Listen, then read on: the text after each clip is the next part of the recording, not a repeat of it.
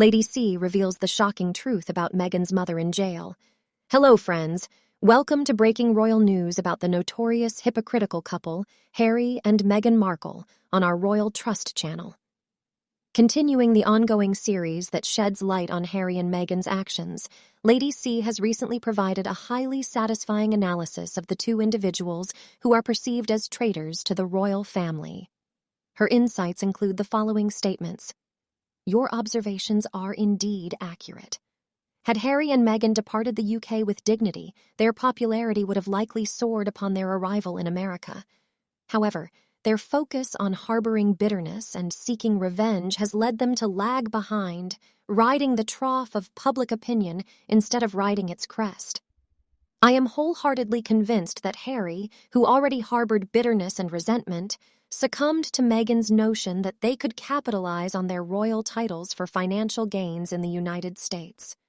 Meghan's deep-seated urge to avenge perceived wrongs she suffered will ultimately prove detrimental to their image.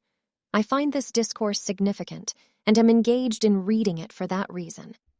If Meghan had not exhibited such a vindictive and vengeful demeanor, and if she didn't hail from an environment where playing the victim held more value than achieving accomplishments, their circumstances would be markedly different. Yet her ambition and neediness guided her actions. She felt a pressing urgency to act swiftly, fearing an outcome akin to Fergie's fate. She was averse to becoming a royal family member only to be left with meager resources. Once she secured a position of influence, her true character emerged for all to see. It became evident that she possessed a malicious disposition and a tendency to bully others. The indelible impressions formed by these behaviors cannot be easily erased. As observed, whenever Harry is apart from Meghan, his charming persona resurfaces. The affable and likable Harry from before becomes visible again. If this change in demeanor is an act, one wonders why he wouldn't maintain it consistently. If it's genuine, he should question why he tolerates derogatory treatment from someone he considers inferior. Reports on Twitter indicated that Markle was leaving a marriage therapist's office on the day she wore the wool coat and scarf. Let me offer you some insight about Meghan. It's essential not to take her words or actions at face value. Could it be that her choice of wearing fall attire in the summer was a deliberate ploy? She appeared bundled up in warm clothes despite the 70-degree weather, raising questions about her intentions. I would like to express my thoughts without being unkind, but I believe Meghan might be facing medical issues.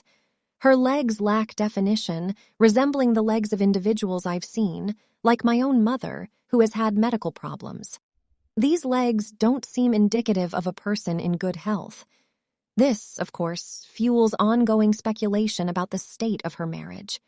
According to my sources, the marriage isn't as strong as it's portrayed to be, although this doesn't necessarily imply an immediate collapse. It's apparent that Meghan intends to keep us guessing, particularly if she's seen attending marriage counseling. What are your thoughts on the rumor that the Duke of Sussex might lose his title, which could then be bestowed upon the Princess Royal? This is entirely baseless. Princess Anne possesses her own title. If she were independently the Duchess of Sussex, she might pass on the title to her son, but her husband wouldn't hold the Duke of Sussex title. This is purely a rumor, despite its appeal to many. Undoubtedly, you'll be discussing Meghan's recent attention-grabbing move, wearing an anti-stress patch on her arm. One sleeve of her jacket was deliberately rolled up to display it. I did watch the video of her walking in the parking lot, which seemed somewhat awkward. Such actions only highlight her vulnerabilities, and that isn't a positive sign. It's worth noting that individuals with antisocial tendencies often seek sympathy, and the same applies to those with narcissistic traits. This behavior is a clear indicator of antisocial tendencies. Similarly, Meghan's unconventional fashion choices serve the same purpose. If she had dressed more conventionally, she probably wouldn't have garnered as much attention. Her strategy was shrewd, although those who are cunning in moderation often falter in other areas. Queen Elizabeth II held the belief that royal family members weren't inherently special, but their positions bestowed upon them a special role in society. This perspective discouraged self-centered discussions. Prince Philip shared this sentiment, emphasizing that royal privilege demanded excellence in actions, focusing on deeds rather than status. They both attributed the praise they received to their roles, not their personal identities. This stands in contrast to Meghan and Harry, who appear to perceive themselves as exceptional due to their royal standing. In essence, the integrity of behavior outweighs the distinction of title. It's quite peculiar that whenever Harry embarks on a press tour, Meghan strategically releases insignificant press snippets regarding her own activities. This behavior appears to be aimed at marketing and outshining her husband. It's important to grasp that Meghan consistently takes the spotlight away from Harry. She positions herself as the central figure while relegating him to a minor role. Even when they appear together, she often steps ahead of him or pulls him back, essentially exerting control over him as if he were a mere instrument.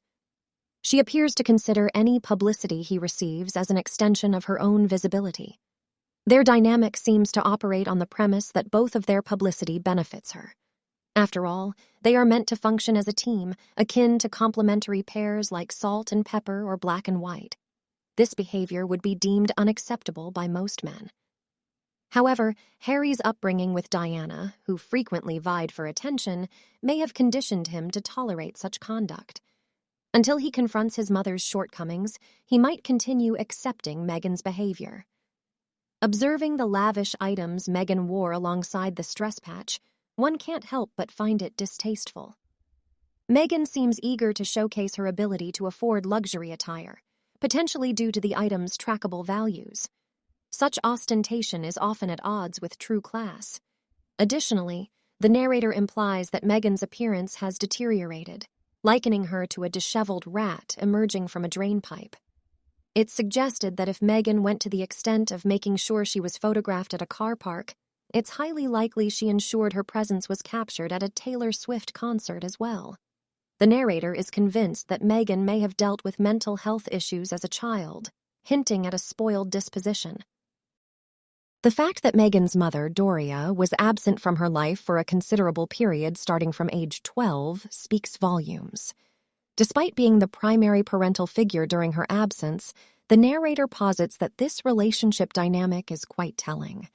The absence of photographic evidence from the Taylor Swift concert has led many to question the authenticity of her attendance, especially considering the lack of VIP treatment. The narrator speculates that Meghan herself might have been the source of the story suggesting her attendance. Regarding Doria's absence, the narrator hints at having received information from someone with a long-standing connection to Meghan, indicating that certain internet-based claims about Doria's involvement might hold credibility.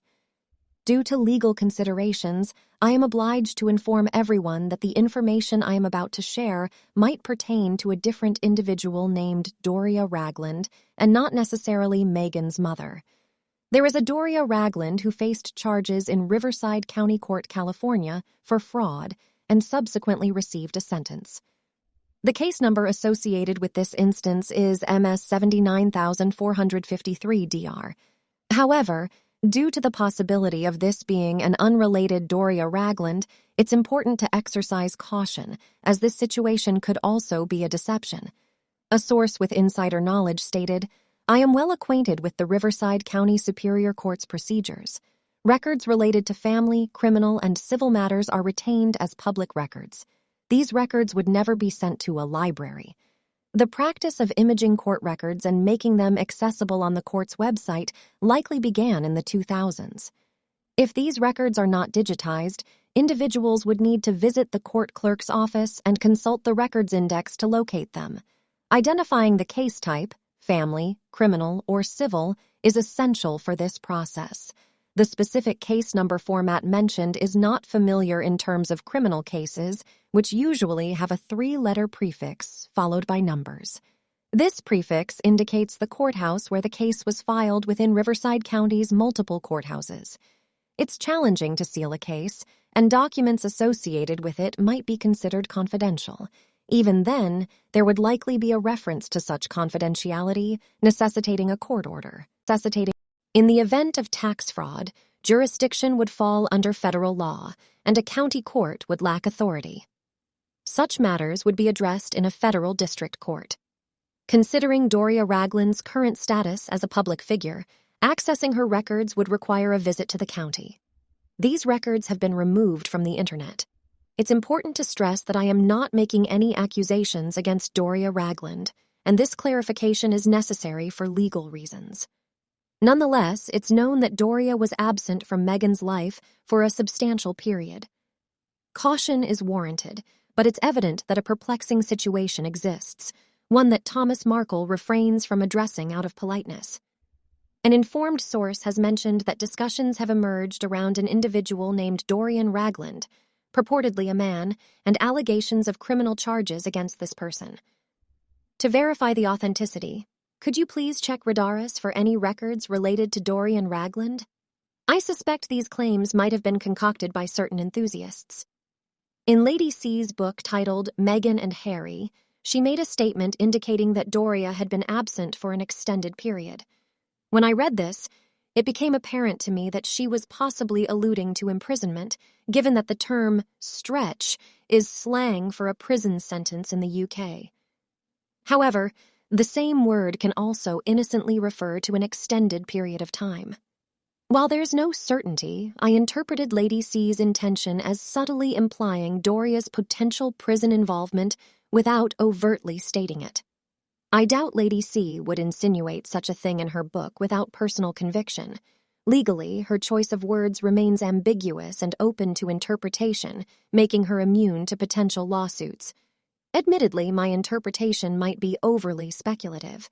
I believe Doria needs to exercise caution because the media might avoid mentioning such matters, even if they possess evidence, to respect her privacy.